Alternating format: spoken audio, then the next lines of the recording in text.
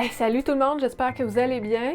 Comment ça va par chez vous? Ça a l'air que vous commencez à avoir du gazon puis des petites fleurs, des petits personnages dans le sud du Québec. Je suis vraiment contente pour vous. Ici, il reste un bon 2 pieds de neige au moins. C'est super dur, c'est super glacé, mais il y a encore plein de beaux oiseaux d'hiver.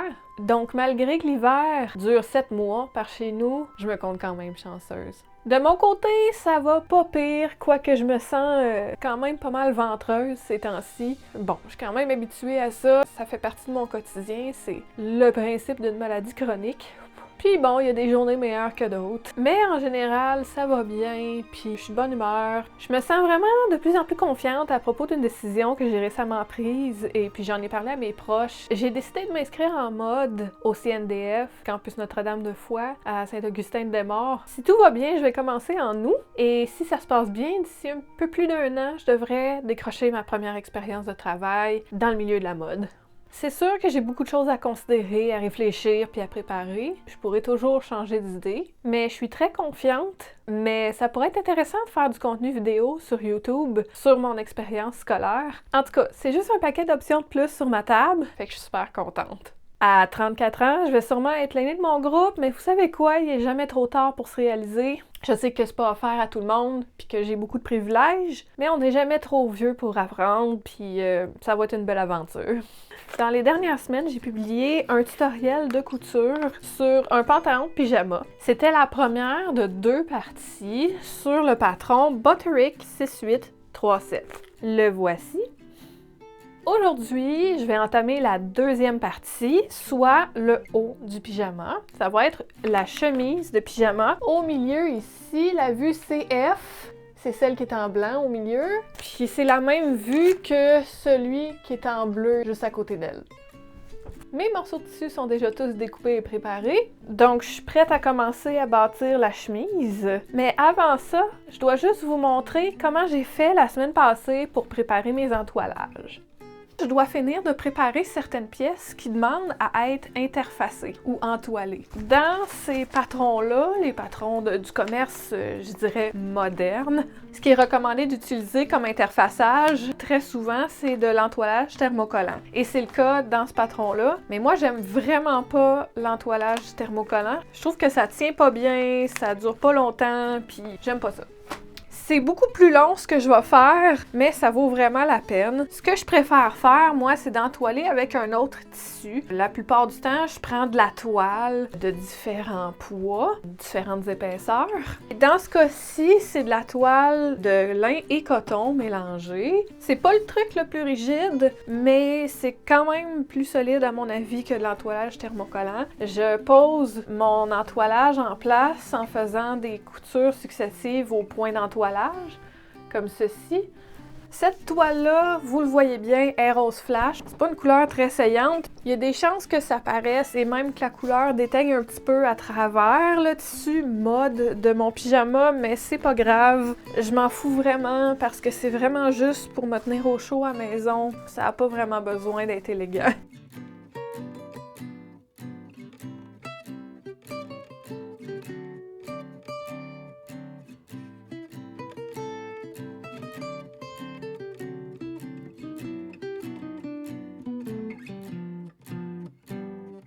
Ensuite, selon les instructions, on doit découper toute la marge de couture des entoilages. Autrement dit, je vais découper la marge de couture de la partie rose en laissant la flanelle intacte. C'est ce que j'ai fait avec ce morceau-là.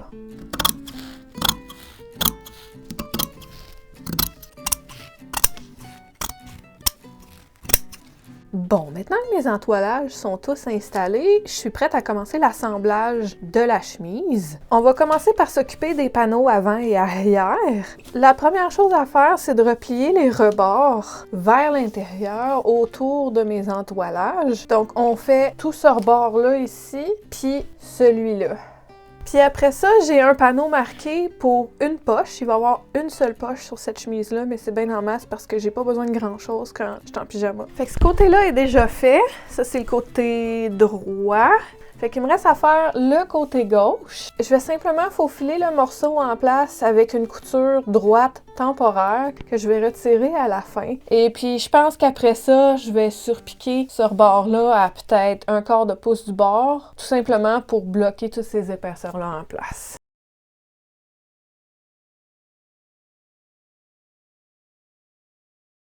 Bon, maintenant que tous mes rebords d'interfaçage sont terminés et que j'ai retiré les coutures temporaires, je peux travailler sur ma poche. Au départ, la pièce a l'air de ça, comme ça, mais à la planche à repasser, j'ai plié ça comme ça ici, le premier rebord, puis j'ai plié ce petit rebord vers le haut comme ça.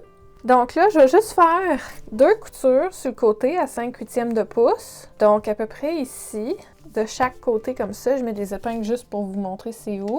Donc à la machine, je vais faire ces 2 petites coutures-là ici sur le côté comme ça, puis après ça, je vais pouvoir finir de la former.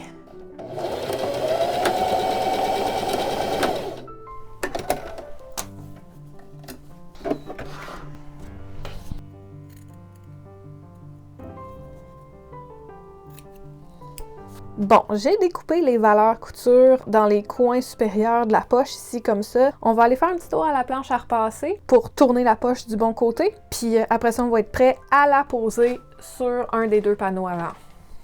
Donc là, pour terminer de préparer la poche, je dois revirer cette languette-là de bord. Dans le fond, je revire cette languette du bon côté comme ça. On encourage les rebords à se plier dans le bon sens, au bon endroit. On passe un petit coup de fer à repasser. Et puis, on va faire la même chose de l'autre côté.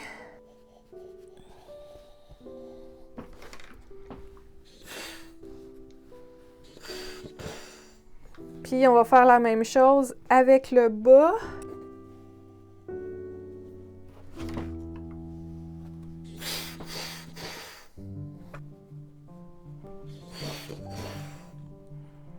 Avant de poser la poche sur le panneau avant de la chemise, je vais faire une surpiqûre tout le tour, vraiment proche du bord, comme ça.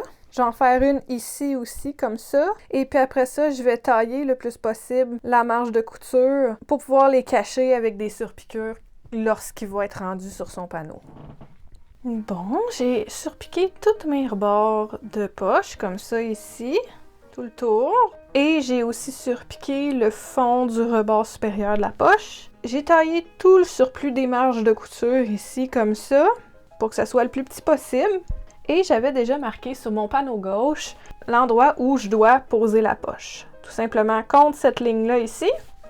Je vais juste l'épingler à tous les coins, puis je vais surpiquer tout le tour ici comme ça, puis je vais surpiquer une deuxième fois environ 1/4 de pouce vers l'intérieur de la poche, ce qui va tout simplement enfermer, cacher pour toujours tous ces bords bruts ici.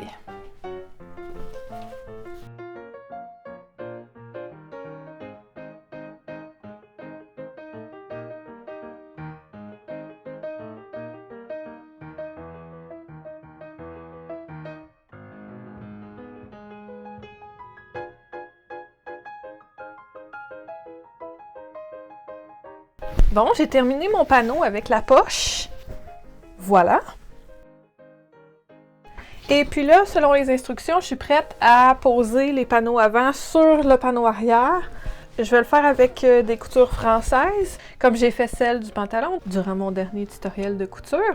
Comme toujours avec les coutures françaises, on commence en mettant le tissu envers contre envers. Fait que je commence à coudre l'épaule avec une marge de couture d'environ 1/4 de pouce. Et puis après ça, je vais découper un peu cette marge-là. Je vais repasser mes coutures pour les inverser. Puis je vais finir la couture française après ça.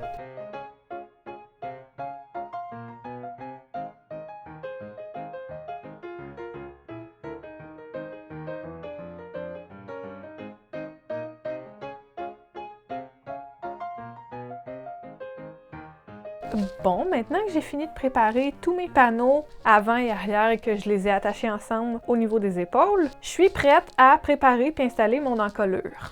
Il y a 2 couches de colle. La première, c'est une simple épaisseur de tissu mode et la deuxième a été entoilée avec la toile de lin et coton au point d'entoilage. Donc, j'ai préparé la partie entoilée du collet en pressant et en faufilant en place une partie de sa marge de couture ici, au niveau du cou. Donc, je fais l'assemblage, je les mets un par-dessus l'autre, les endroits se font face, et je vais coudre tous les rebords, sauf celui qui a la pliure. Bon, je suis prête à revirer mon collet de bord, mais pour ça, je dois d'abord découper le plus possible la marge de couture ou la valeur couture. Après ça, on va revirer ça de bord, puis on va bien repasser.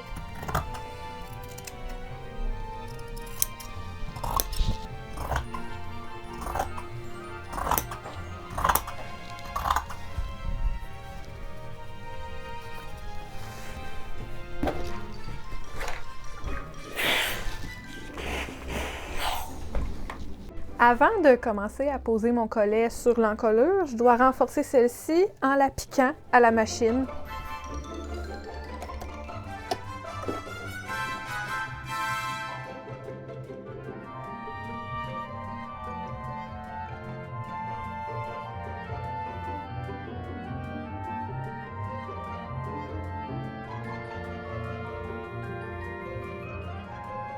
Alors là, j'ai épinglé le collet sur le vêtement pour que ce soit plus facile à coudre.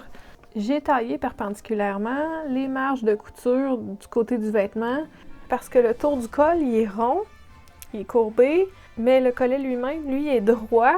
Donc, j'ai découpé mes marges par intervalle perpendiculairement juste pour que ce soit plus facile à faire se coller les deux morceaux ensemble.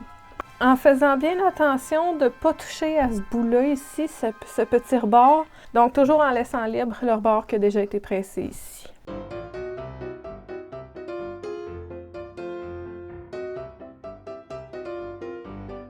Pour terminer mon encolure, je dois replier la parmenture vers l'extérieur du vêtement et coudre tout ça ensemble comme ça.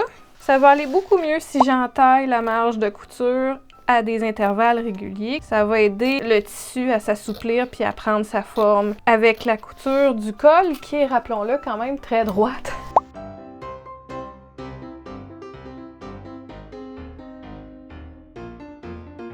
Donc, mes parmentures sont virées du bon bord. J'ai glissé les marges de couture dans cette section-là ici vers l'intérieur, fait que tout est caché. Maintenant, je vais tout simplement coudre ce bout-là ici à la main. Donc, cette petite couture à l'épaule, cette petite couture à l'épaule et l'arrière du cou. Puis, après ça, on va pouvoir commencer à travailler sur nos manches. Alors, mes manches ont été faufilées sur... Oups, ils balancent des blancs.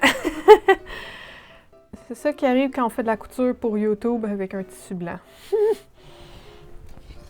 Mais bref, les manches ont été faufilées directement sur la chemise à la main. Puis là, dans le fond, il me reste juste à repasser par-dessus cette couture-là avec la machine à coudre. Lorsqu'on coud les manches, c'est toujours plus facile de coudre avec le côté entaillé en dessous. Parce que quand on fait le contraire, la manche a tendance à prendre aux mauvaises places et à faire des plis vraiment bizarres. Donc, on y va avec les côtés crantés en dessous. Puis on fait juste repasser par-dessus cette couture-là en tenant les deux couches le plus platement possible ensemble.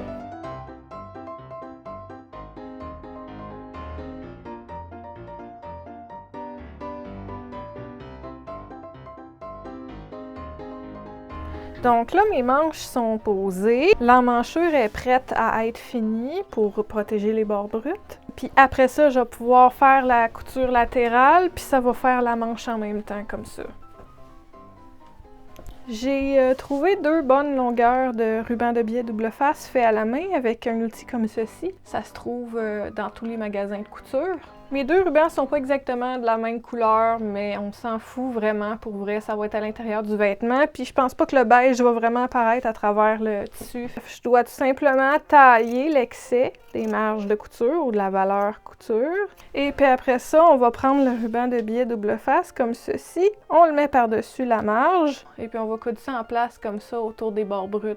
Ça va finir mes manches. Je ne filmerai pas cette partie-là parce que vous m'avez déjà vu faire ça plusieurs fois. Donc, on peut passer directement à la prochaine étape. Je suis maintenant prête à coudre la couture latérale qui se fait d'une traite avec celle de la manche. Alors, j'ai déjà tout épinglé ensemble. Comme vous pouvez voir, ce sont les envers qui se font face. Parce que comme j'ai fait avec l'épaule ici, on va faire cette couture-là en couture française. Comme je viens tout juste de vous montrer comment on fait la couture française, je le filmerai pas une fois de plus. Donc, on va passer tout droit à la prochaine étape. Alors, j'ai terminé mes coutures latérales. J'ai fait ça, comme j'ai dit tout à l'heure, en couture française. Il me reste plus que du travail de finition à faire. C'est-à-dire, il faut que je fasse les ourlets de manches. Ensuite, je dois faire l'ourlet du bas de la chemise. Et puis enfin, je vais faire quelques petits jobs de finition autour des parmentures. Et puis poser mes boutons et mes boutonnières. Et la chemise va être finie. Et voilà qui termine ce tutoriel de couture. Il s'agit d'un pyjama tel que proposé par le patron Butterick 6837. Ça a été fait en 2000, donc on peut techniquement appeler ça un patron vintage. Les patrons de la marque Butterick sont généralement trouvables dans tous les magasins de tissus. Je pense que j'ai pris celui-là au Fabriqueville. Mes impressions sur le résultat. Je dirais 9 sur 10. Parce que j'ai fait quelques petites erreurs, notamment au niveau du collet. L'entoilage non thermocollant est posé avec des points d'entoilage. Je vous ai déjà montré ça. Et ça paraît un petit peu à travers le tissu parce que j'ai pas mis mon collet du bon bord. Il aurait fallu que je mette ce côté-là de ce côté-ci pour pas qu'on voit les petits points.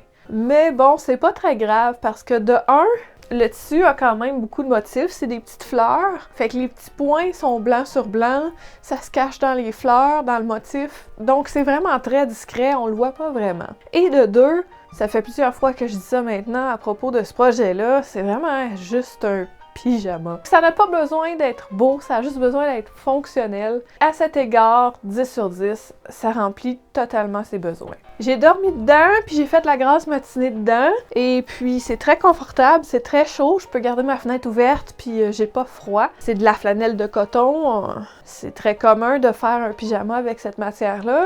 Quant au niveau de difficulté de ce projet-là, bon, c'est sûr que ça demande plusieurs compétences de couture, mais je dirais que c'est plutôt des compétences de base. J'anticipais que la chemise du pyjama allait être plutôt difficile à faire et ça n'a pas été le cas. Donc j'appellerais peut-être ça un projet de couture pour débutantes, ou alors peut-être modérément intermédiaire, mais c'est quand même plutôt facile à faire. Comme toujours, je vous remercie beaucoup d'avoir été avec moi aujourd'hui.